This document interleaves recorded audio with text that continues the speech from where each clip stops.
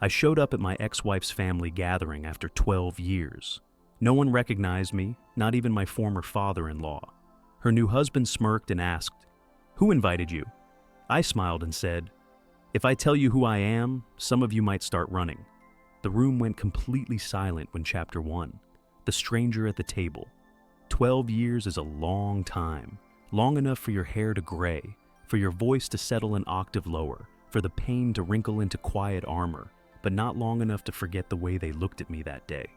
Not my ex-wife, not her family, not her father when he told me I'd never be good enough. Not her new fiancé, the one she swore was just a friend.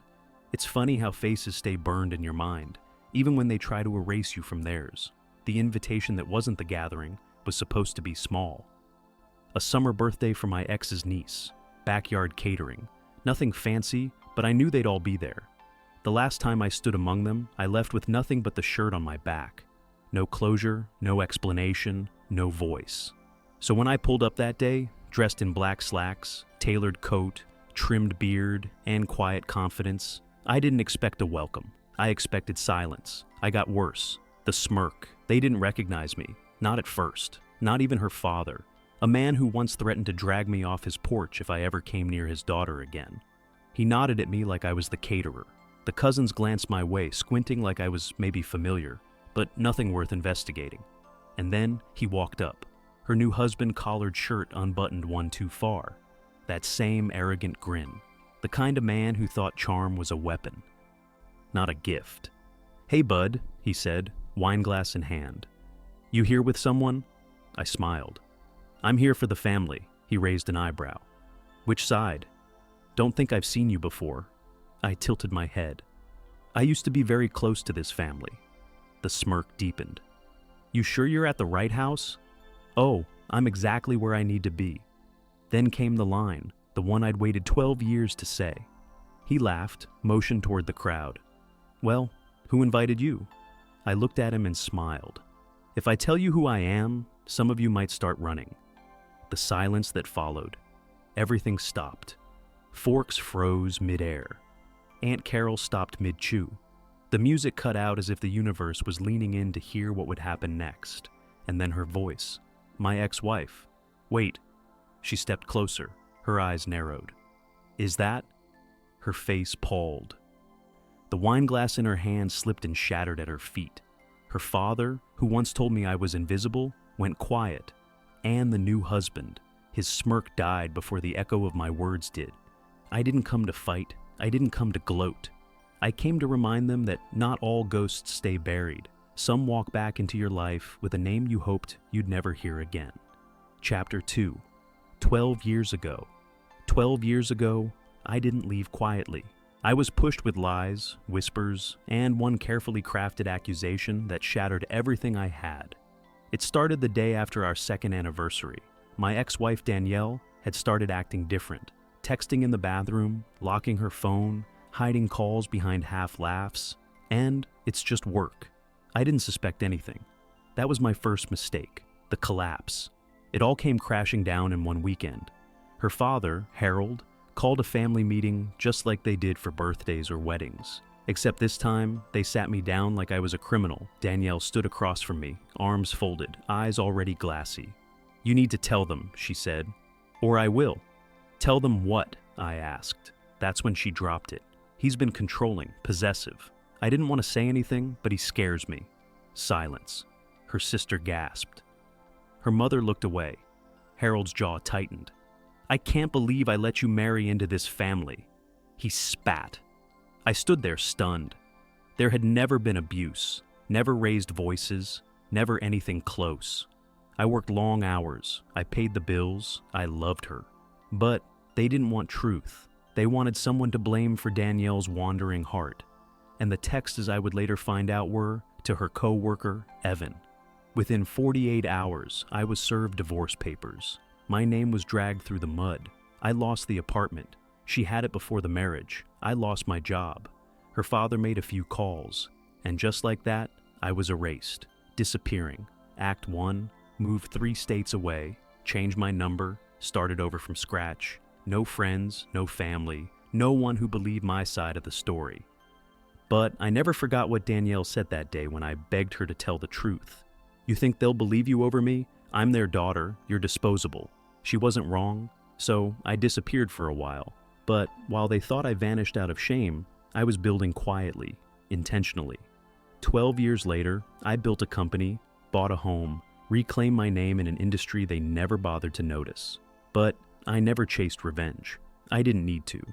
I knew one day they'd find themselves standing next to a man they once destroyed and not recognize the version of him that rose from the ashes. Chapter 3. The Family Reunion. The wine glass hit the tile and shattered, but no one flinched because all eyes were locked on me. Danielle stood frozen, one hand still lifted mid-motion, like her body hadn't caught up to her brain. It's not possible, she said, voice cracking. Hello, Danielle, I said. It's been a while? 12 years of silence. 12 years since she stood with folded arms. And let me be condemned without saying a word.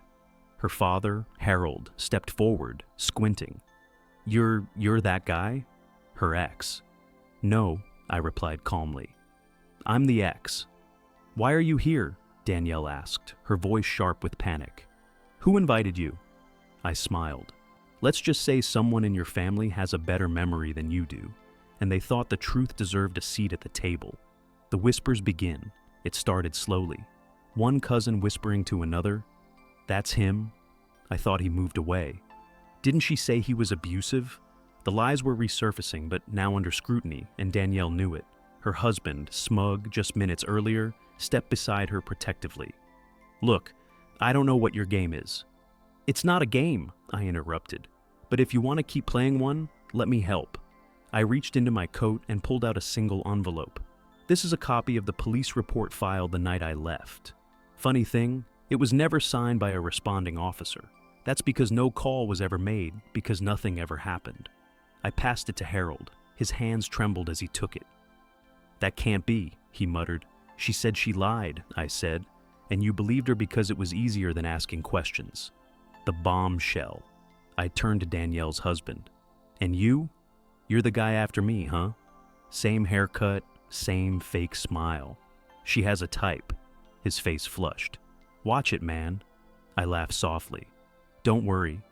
You'll figure it out in a year or two, when her texts stop making sense and her schedule shifts and she starts crying about how you've changed. You don't know anything about me, he snapped. I know enough to recognize a seat warmer when I see one. The room was dead silent. No one dared breathe. Even the aunt who always made a scene at holidays stood stone still. And then I looked back at Danielle. You once said no one would believe me. I said that I was disposable. I stepped closer. But here I am.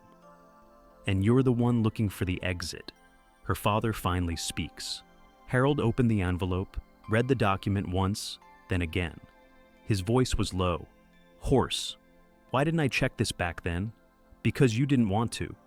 I said you believed the daughter who was easier to listen to, the one who smiled and said all the right things. You didn't think about the man whose life you destroyed because you never saw me as family. Just temporary. He swallowed hard. Said nothing because what could he say? Chapter 4. The calm exit. No one moved. After I handed Harold the report, the one he never bothered to ask for 12 years ago, the room fell into a stunned paralysis. My ex-wife Danielle looked like she'd aged 10 years and 5 minutes. Her husband, the one with the arrogance and too sharp smile, stood rigid, jaw tight, finally grasping that this wasn't some social prank or awkward reunion. It was a reckoning. You can't just show up and make accusations, Danielle snapped finally, desperate to regain control. I didn't answer. Instead, I turned toward the one person in the room who hadn't said a word the entire time. Danielle's cousin, Renee. Her expression was unreadable until she spoke. He's not accusing anyone, Renee said evenly. He's just telling the truth. Something you never let him do. The gasp around the room was louder than the statement itself. Danielle's face drained of color. What are you talking about? She said, voice cracking. Renee stepped forward, calm, surgical. I saw the messages, Danielle, the ones between you and Evan. You told me it started before the divorce, and you laughed when you said, he's too nice to fight back. Danielle's mouth opened, then closed. Silence. Everyone was looking at her now, but not with pity, with realization. The exit wound. I straightened my coat. I didn't come here to argue or to be forgiven.